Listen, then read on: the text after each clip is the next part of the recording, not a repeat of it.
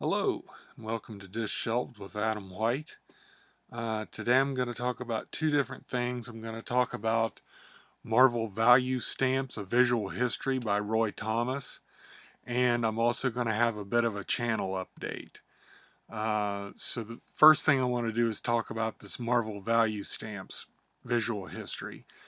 I saw it for pre-order. It's been like a year and a half or 2 years ago. Excuse me. And I marked it in my wish list and was like, I want to get that when I come out. I really like those Marvel Value stamps. I think they're kind of cool. I'd like to know more about them. So I watched, and the book kept getting pushed back and pushed back and pushed back. And yeah, I didn't think it was ever going to come out. And then it finally came out. So I got a copy of it. It's a pretty thick book.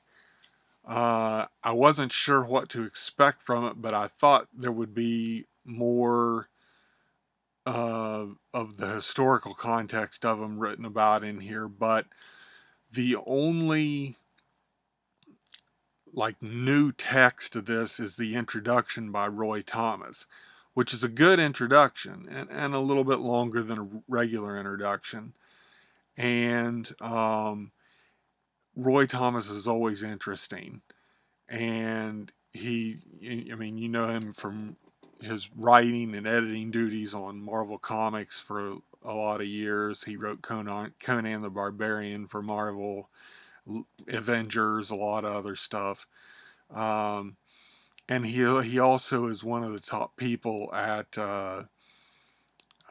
Tomorrow's Press, and he's a really good comic historian, and he's just a wealth of knowledge.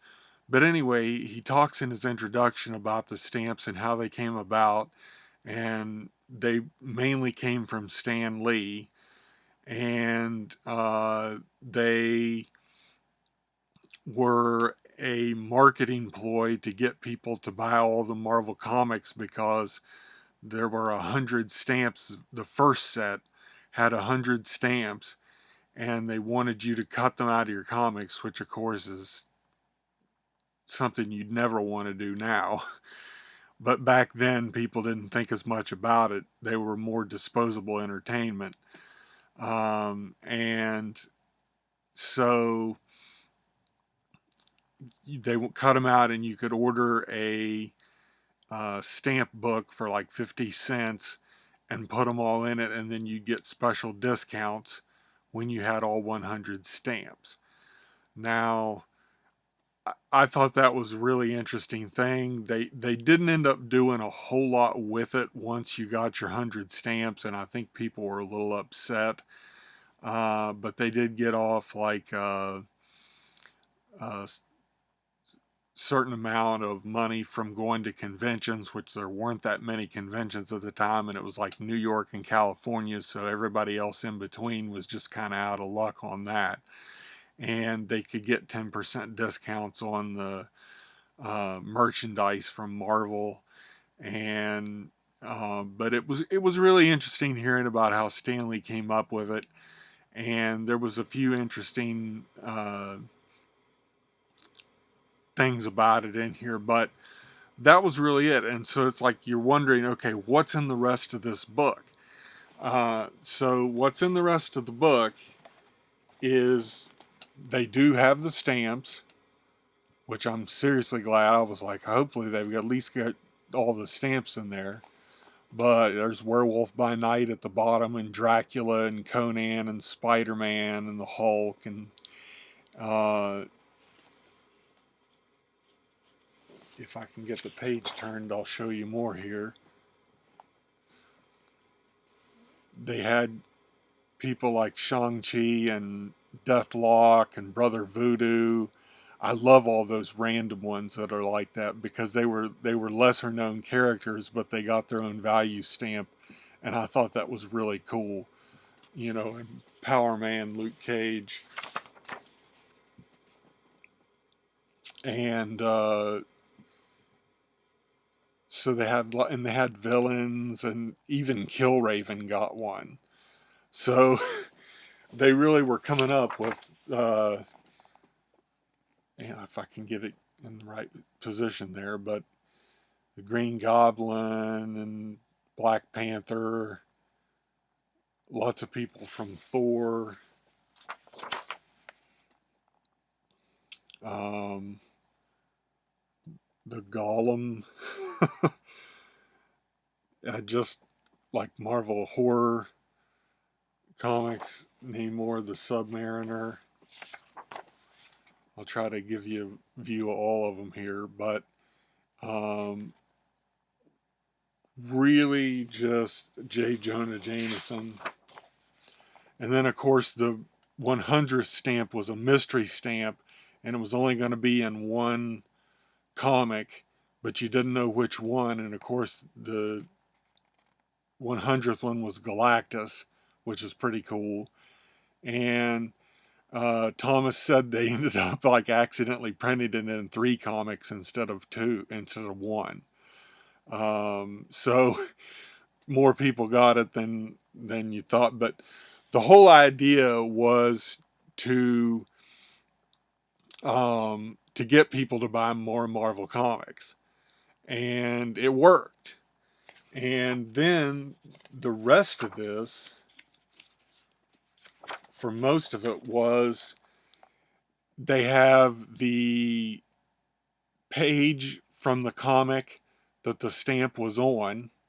So it's a reproduction of that. It could either be the Stan soapbox or the letters page or this Hyborian page. For this one was in a Conan comic. This Luke Cage. And then on the other page it shows you where the image came from, which in this case was Luke Cage Hero for Hire #1. And so it's really interesting to see both um, the page that it was on and the page that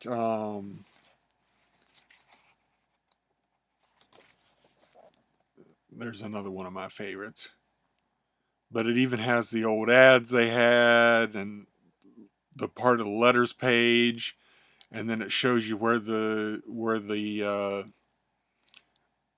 stamp's image came from. Now there's also, so that's a lot of it right there. I'm trying to find the next one.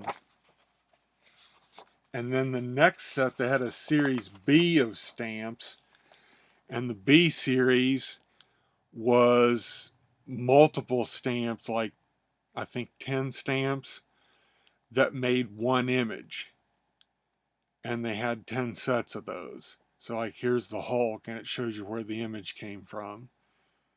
And so, and it has all the pages for those too. But anyway, a little pricey for what it's got in it, but if you get a discount on Amazon, it's an interesting, it's a short read, but it is interesting to go and look back at all those pages that had the stamps on them, and just to see all the different things about it.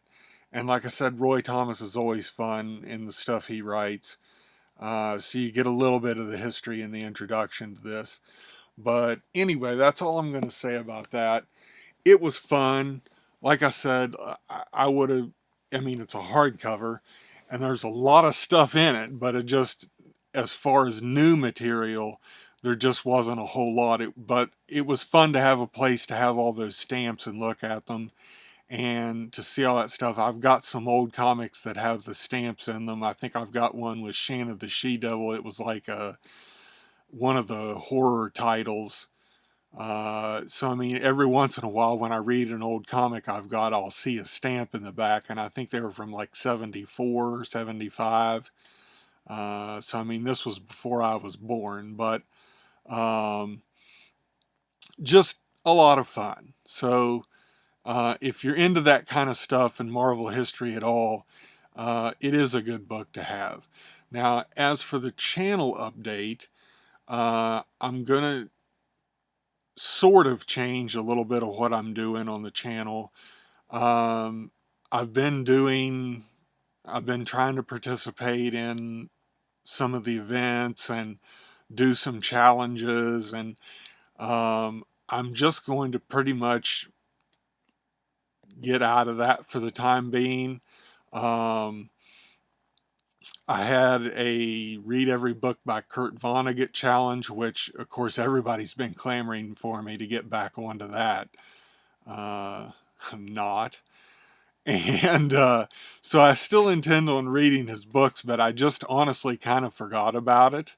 So for the time being, that challenge is off. I will eventually get back to reading his books. I've got the set of them from Library of America, and I did enjoy the first one that I read. So I mean, I want to get back to it, but I'll just do it as part of the natural order of the things that I do, and not do it as any kind of challenge. I've been doing the World's Finest challenge with Batman and Superman.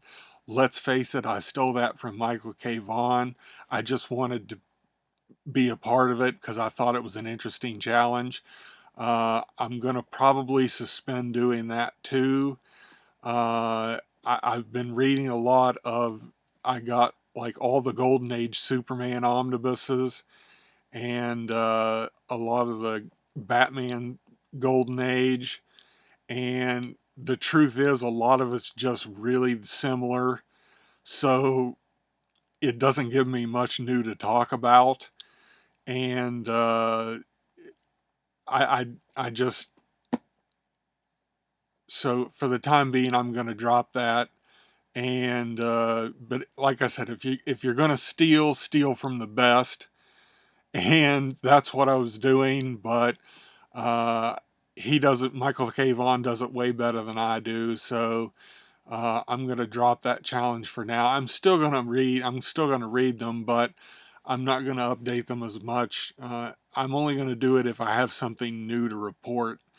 And the Golden Age stuff is just all way too similar to really spend much time talking about more of it.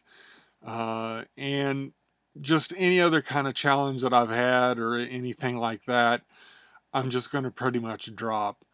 Uh, I still will partake in June on the Range come next year. I took part in it this year. I really like June on the Range. I love reading Westerns. It's usually the only time I get around to it.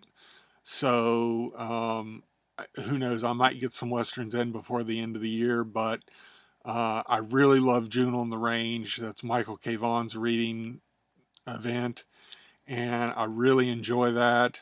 I took part partially in Garbogust.